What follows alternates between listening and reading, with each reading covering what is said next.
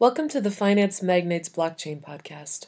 I'm your host, Rachel McIntosh, and recently, Finance Magnates spoke to Richard Ells, founder and director of Electroneum. We talked about Electroneum's mobile platform and its future in the developing world. Okay, so let's just... so can you just tell me what is Electroneum and how does it work?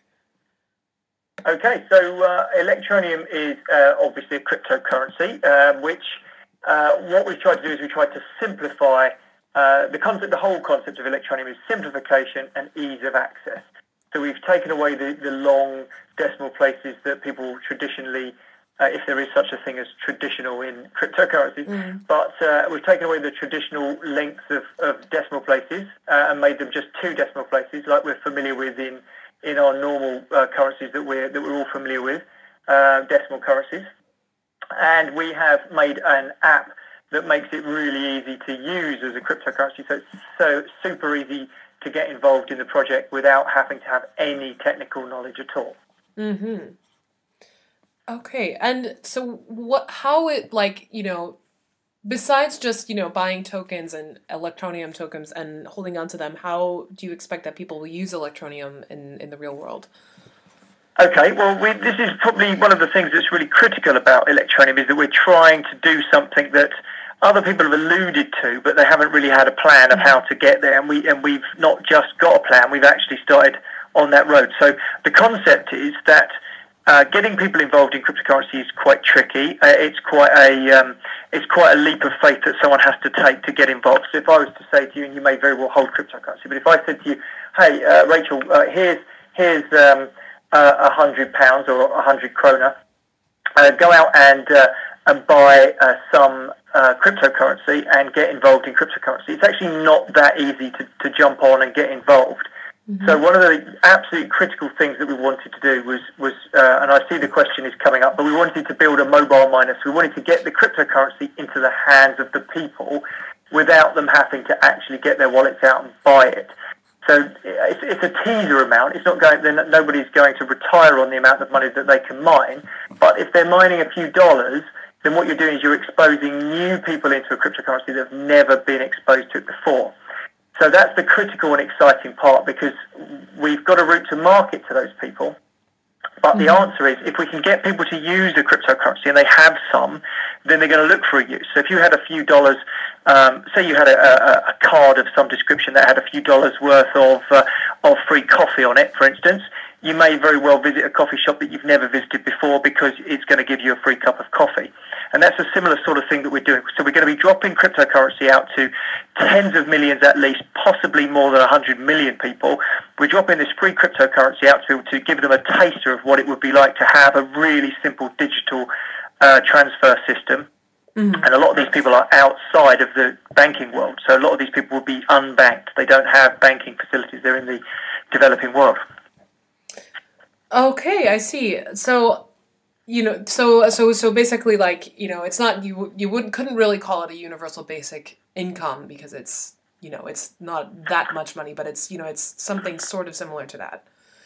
No, that's right. I mean, it's going to be a couple or a few dollars a month in terms of the physical amount that you're likely to get. So in the Western world, you'll be lucky if you get a cup of coffee out of it. But in the developing world, it's a far more exciting proposition. There are plenty of people. In fact, there are hundreds of millions of people who earn less than $1 a day. So the prospect of being able to offset or possibly even completely cover the cost of your mobile calls, for instance, would be a huge, huge deal, which is why we've targeted the mobile industry. So the mobile operators have been our route to market or our preferred route to market, and they have been astonishingly receptive, really, really receptive to both the concept of giving their users a digital way to pay, because most of them still pay in fiat cash, physical cash, and as well as that, we're also giving their users an amount of money. And of course, if the mobile operator deems to accept ETN as one of the first things that they can spend it on, they're very likely to spend it on their mobile bill, which increases the tenure of the mobile operator, which is something that they're all very excited about. So it's quite difficult for them to get people to stay on board. They jump around from network to network very, very frequently. There's nowhere near as much brand loyalty as there is in the West. So these developing nations, anything that the operators can find that helps with keeping people on their brand, which is tenure in the mobile world, that excites them a great deal. And from our initial experiments and from our we've done a few surveys, and it all seems very, very positive indeed. Okay. We signed up a great deal of them. I'm sure we're going to cover this question in a minute, but we've signed up all sorts of mobile operators, and we've just signed up another one today. We've just signed an agreement today and taken our reach to 130 million users. 130 million users. So where are, you've mentioned that it's in the developing world. Is it, can you give me any specific, companies? Yeah, or absolutely. locations? Yeah, we've got a very large reach into India, Africa, Indonesia. We've just developed 2 new contracts or agreements, really rather than contracts at this stage, but with LATAM. So we've got lots of South America as well. Now, this doesn't stop people using it in the Western world. We're happy to have people from all over, and we're encouraging people to come from absolutely everywhere. But I think the most exciting developments are taking place in the developing world because they don't currently. Most of those people don't have a digital payment solution, and if they do have a digital payment solution of any kind, like M-Pesa, for instance, is one that's appeared and is being used in some of the African nations. M-Pesa still requires you to have banking facilities. It's still transferring actual cash. So nobody has taken this leap into some sort of completely virtualized currency yet. So it really is making something brand new. Right. So that's kind of at least one of the benefits of having this cryptocurrency based, on smartphones is for these underbanked regions. Yes, yeah, that's exactly right. It's just that's what excites me most about it, because ultimately, if I give you a new digital way to pay, it's just you've already got 4 or 5 or 15 other digital ways to pay already. You've got your Apple phone, and you've got Apple Pay, and you've got a few credit cards in your wallet, and you've got a debit card, and there is no shortages in the West of ways to pay digitally. But in the developing nations, there is a huge shortage, and some of the people, when we were first studying the mobile market for the mobile operators and these MVNOs, the mobile virtual network operators, what's extraordinary is the lengths that people will go to buy their SIM card and top it up. So a trek of 3, 4, 5 miles is absolutely normal to go and top up your SIM card, and it may well be considerably further than that. And it's very often on foot or on a bicycle. Wow. So actually the ability to digitally pay for that from wherever you happen to be is a very attractive thing. So, but what we need to do, of course, is we need to encourage these people to, rather than just take ETN and just pay for their phone with it, which basically is like giving them free phone calls all the time, we need to try and encourage an environment where there's entrepreneurialism springing up around the fact that people have got something. So if you imagine if there were 30 people in a community that had got some ETN, or maybe 300 people in a community that got some ETN, then there's very likely to be that the person who tops up the phone, I don't know if you know much about these environments, but they have things called mom and pop stores or hole in the walls, which is basically the same thing. These are the little entrepreneurs that sit between 2 physical premises in an alleyway, and they might have a couple of mangoes and a couple of bottles of water, and they're basically just entrepreneurs sitting there. And they are the people that have been recruited to sell mobile phone minutes. So effectively, they buy bulk minutes, bulk data, and they get a 10% discount for buying it in bulk, and then they can resell it to people who come along. They can top their phone up and make 10% margin. So those people are naturally entrepreneurial, and we've got access to 1.3 million of those ready to go once we're ready to go. And so instantly, if we can convince those people through marketing and through literature that it would be a darn good idea, and they'll see it anyway, it would be a darn good idea if they could start accepting ETN for physical goods. So if they know that the customer has some ETN but doesn't have much cash, then why not sell them a bottle of water for some ETN? And suddenly we start getting into this world where actually we're making cryptocurrency payments, not for fiat things, which is how everybody sees the world. Everybody still sees the world as Bitcoin into dollars, dollars into Bitcoin. Whereas actually, if there's a bottle of water fixed at a cryptocurrency fee and someone buys it directly in cryptocurrency that they've mined, then we're starting to get into a really exciting world of alternate currencies that's never really happened before. Right. So in the developing world, then, if I'm the owner of one of these mom and pop shops, for example, and I start accepting ETN tokens for whatever, how would I onboard my ETN into currency, and in that context? The beauty of it is, because we were going through the mobile operators, the first tier, it would be quite difficult, I think, if we had to convince the mom and pop stores, who basically all deal in cash, to start opening a cryptocurrency account and trading, ETN into US dollars into their bank account. Exactly. But the great thing is, because we know that those people, and there are millions of these entrepreneurs, that because we can get those guys to buy their bulk airtime that they're selling anyway with ETN, because we know the mobile operators are keen to accept ETN. It means that we absolutely know straight away that them collecting ETN from a number of users will give them ETN that they themselves can spend on something they can sell for a markup. I see. So we're really confident of both ends of the market. We're confident of the end users wanting to spend it and being able to spend it, and indeed the little entrepreneurial shop owners hopefully wanting to accept it and being able to accept it and have an outlet for it in terms of something that gives them a commoditized value. I see. So that's all very exciting in the developing world. So I'm curious now, in the context of places like the UK and poor, more wealthy areas. What we found with that is what's interesting is we initially my thought was that perhaps it would be not particularly interesting at all in those areas. I thought, well, who's going to be that interested in $3? But what's been really interesting is the level of interest that we do have. I've got people that are on the mining beta that are absolutely ravenous to have it working all the time, 24 hours a day. It doesn't use up much battery, doesn't use up much bandwidth, doesn't use up much CPU, so it's no real harm to have it in the background. And what's extraordinary is that people almost gamify the experience. So if they wake up and it hasn't earned any ETN because they forgot to leave it running overnight or something happened, their Wi-Fi went down, we're actually starting to see people go, oh no, even though it's only a tiny amount of real money, they're desperate to have it running. And then this whole level of gamification is certainly taking place amongst the youngsters.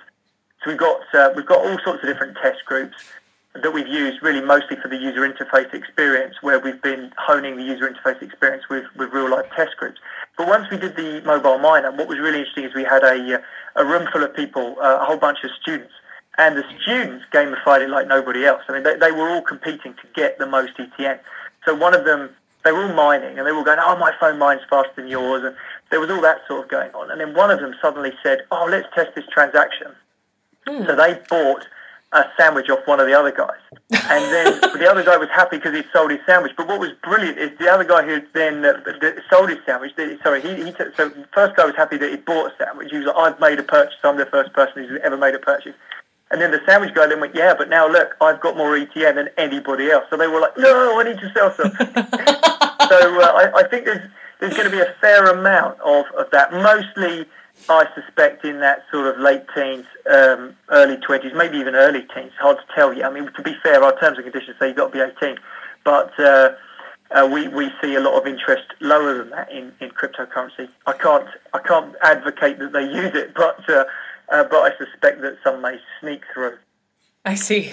So on the note of gamifying the experience, then, is there any, is Electroneum working to connect with mobile providers and, app stores and, things that actually do provide electronic games and services to phones in the Western world, or is that something that's I would very much like to connect to a lot more things. I mean, our plate is absolutely full, to say the very least, at the moment. But what's been exciting is the level of interest from the mobile operators has been absolutely unbelievable. I've been overwhelmed by the positivity from them, which has been really, really exciting. So our route to market is really good. And what we really want to do is get the mobile miners out there, get users. We've got just shy of 1 million users at the moment on board the platform.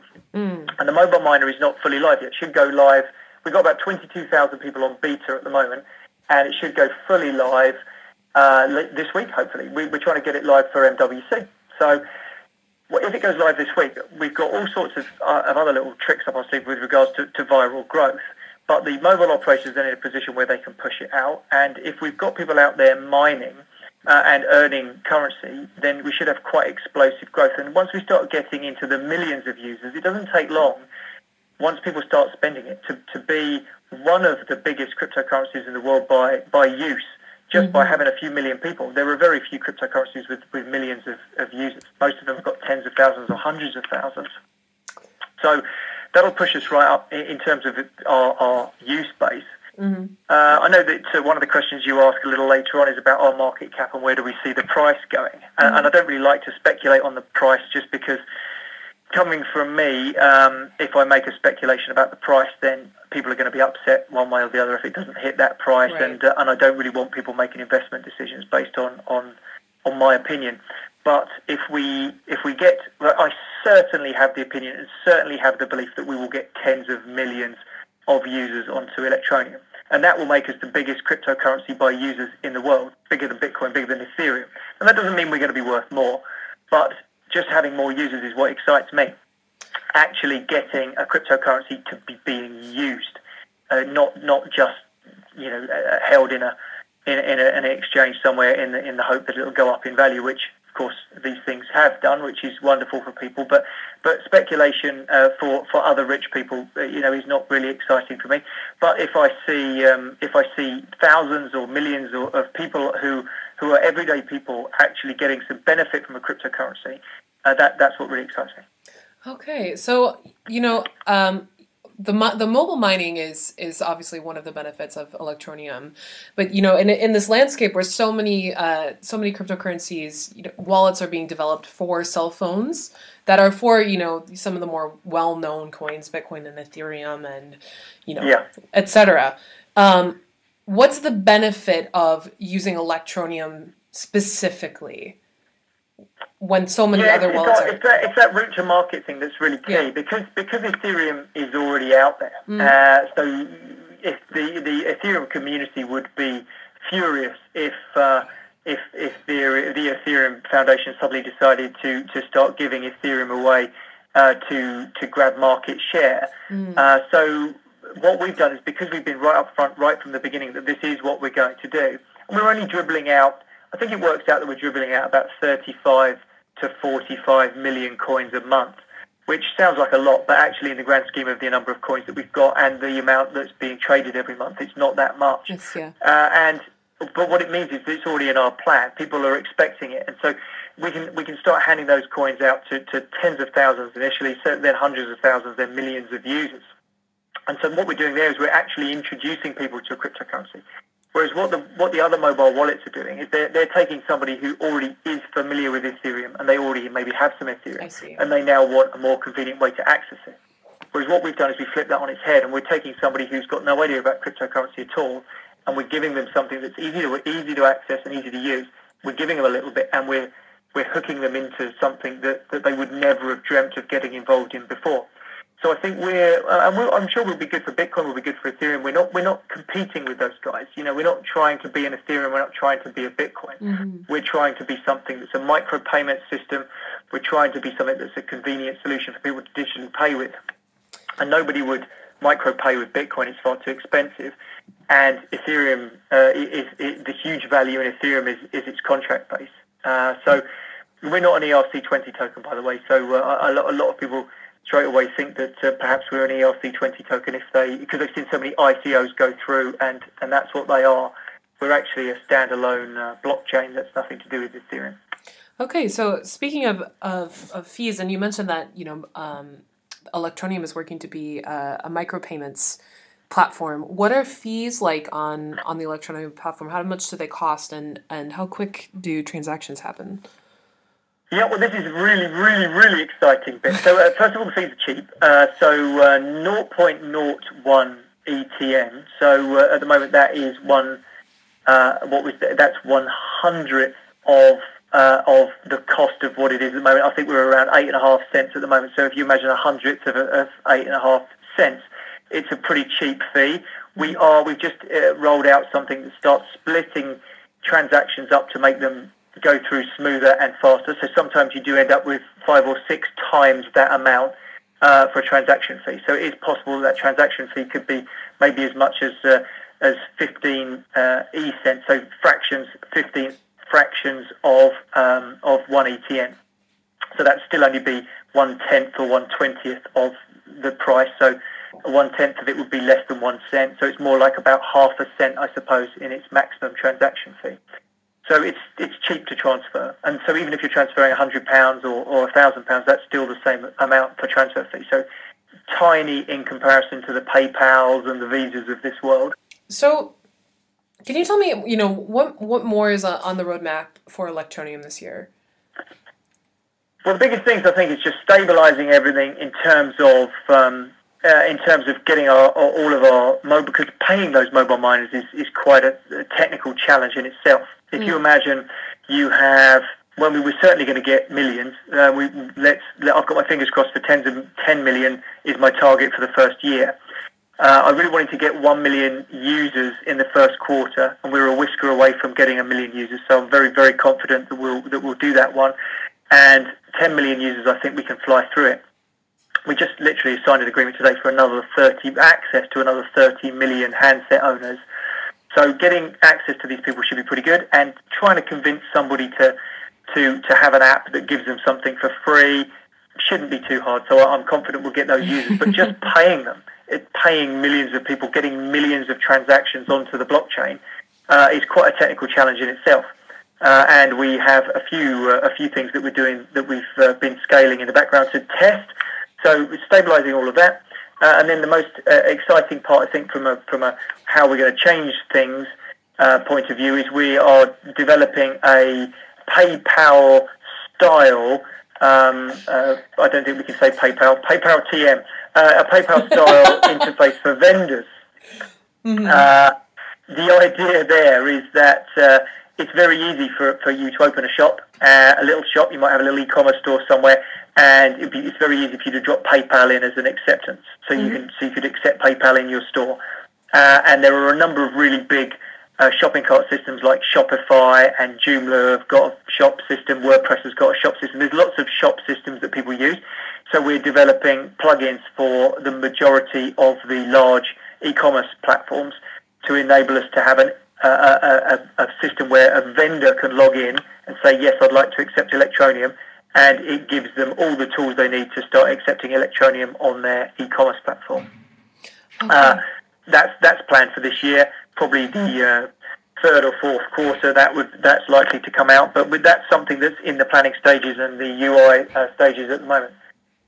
I see. And, since Electroneum is going for such a wide market and with these smartphones, what kind of security measures does Electroneum have in place to protect these people, particularly given the mobile platform that it's working off of? Yeah, I mean, it's quite a terrifying thing, actually, and some of our users have already found that they have been victims of phishing attacks. Okay. Where, but a bit like the banks. But so we're just rolling out a new security feature probably tomorrow now, possibly the day after. But that is yet another layer of security to try and prevent that. But the things that we do, well, first of all of the private keys are encrypted. Everybody obviously, touch wood, everybody encrypts their private keys in the database. But what most people seem to do, certainly these exchanges that have been hacked, they seem to store the private keys in the database, and then they store the ability to decrypt those private keys on a web-accessible server.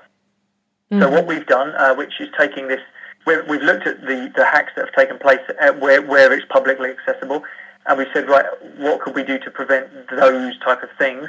So what we have is the private keys are encrypted in the database, but our workers that are picking up the jobs to actually do the transactions, they're sitting on firewalled servers that cannot speak to the internet via the website. So the website, if you hacked into the website, you can't get access to those servers, and you can't hack into those servers because there's no web accessible ports open. So effectively, those servers are standalone. They do have access to the blockchain nodes, but then the blockchain nodes have got access to the internet.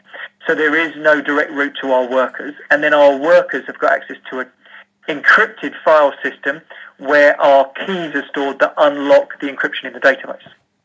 So it sounds quite convoluted, and it is, but what it means is that effectively the padlock and the key are not stored in the same place.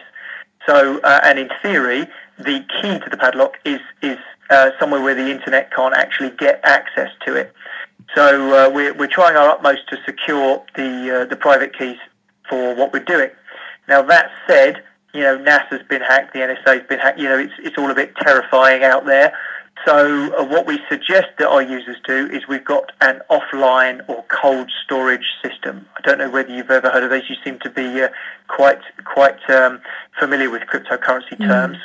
Yes. But the idea of that is that it's an algorithmically generated paper wallet. So you can see it if you go to downloads.electroneum.com and look at the top right, there's a little thing about paper wallets. And what it enables you to do is create a PDF and you can create this on a laptop, or so you can stick this whole thing onto a USB stick and run this on a laptop that's not even connected to the internet. So you can run it, and it all creates in JavaScript, so there's no need to connect to the internet. And it will make you an ETN address and a set of private keys that have never been on the internet.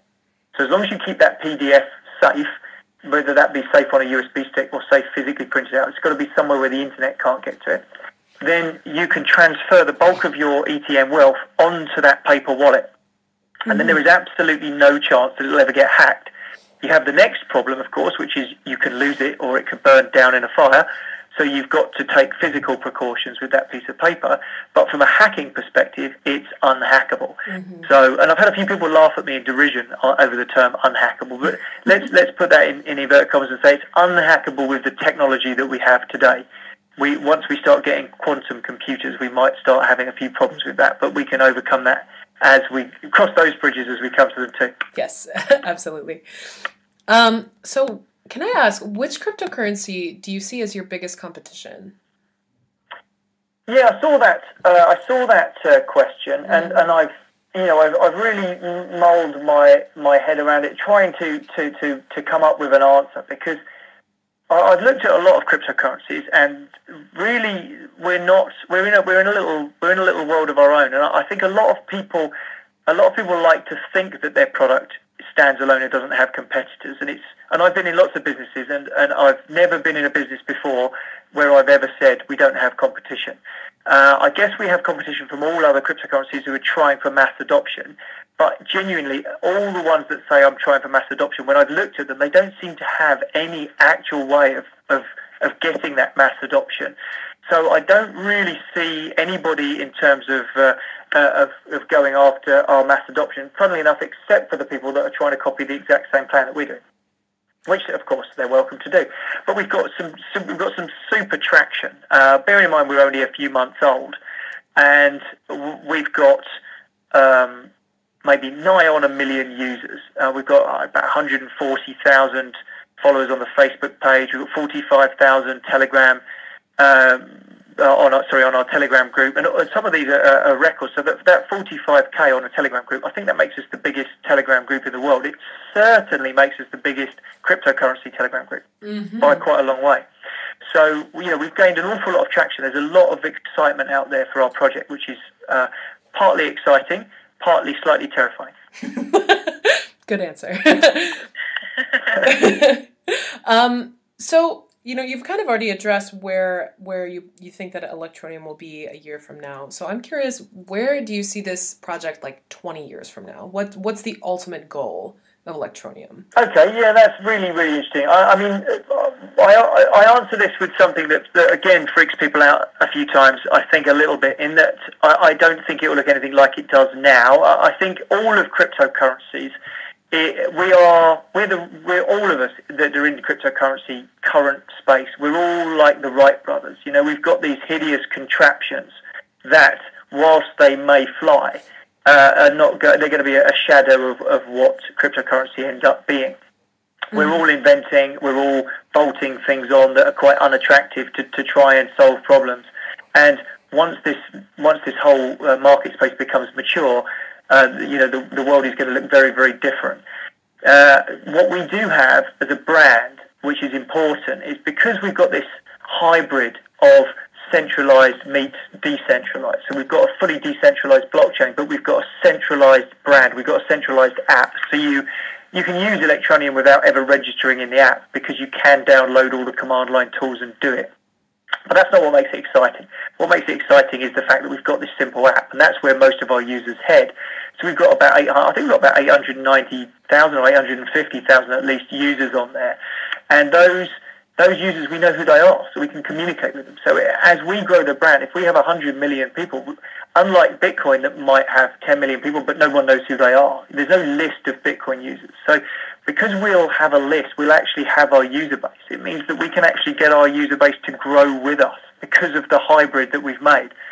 So when the new Bitcoin comes out, you have to convince all those Bitcoin people to use it. And you have to do that with marketing budget or with talking to the press or with trying to get your message out there. But it's very difficult to talk to your whole community, which is why you've ended up with these Bitcoin forks.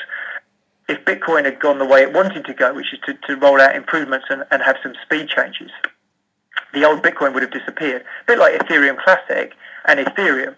Ethereum Foundation don't want Ethereum Classic to exist, but it just exists because they couldn't communicate the message well enough that they had to drop the old one, switch the old one off, move on with a new one. Mm-hmm. But because we actually have this gigantic power of communication with our users, I think the Electroneum brand will still be around. But whether or not Electroneum's lines of code that exist today will still be around in 20 years, I think is perhaps debatable. But certainly, I think we've got a brand that can endure. Okay. Sorry, that was a long answer. No. It was a hard question, so I appreciate it. Richard, that's all the questions that I have for now. But is there anything that you'd like to add before we go? No, I don't think so. The only other one thing that popped into my head while I was talking about the Wright brothers is there's another analogy you might like to use, but I'm not sure how globally applicable it is. But in the UK, we had VHS video recorders and we had Betamax video recorders, and everybody in the UK remembers the war between VHS and Betamax. Mm-hmm. And so when people say to me, who's going to win out of Ethereum, Bitcoin, or whatever, who's going to win? I always use that analogy, which is, look, neither of them are going to win. Ultimately, in 20 years' time, Bitcoin and Ethereum aren't going to exist because, like Betamax was great, VHS was great, who uses them now? Nobody. They were just stepping stones towards the ultimate cryptocurrency that's going to come down the track. So I think there's an analogy, but I'm not sure how globally applicable it is. Maybe worth looking. Okay. I like it.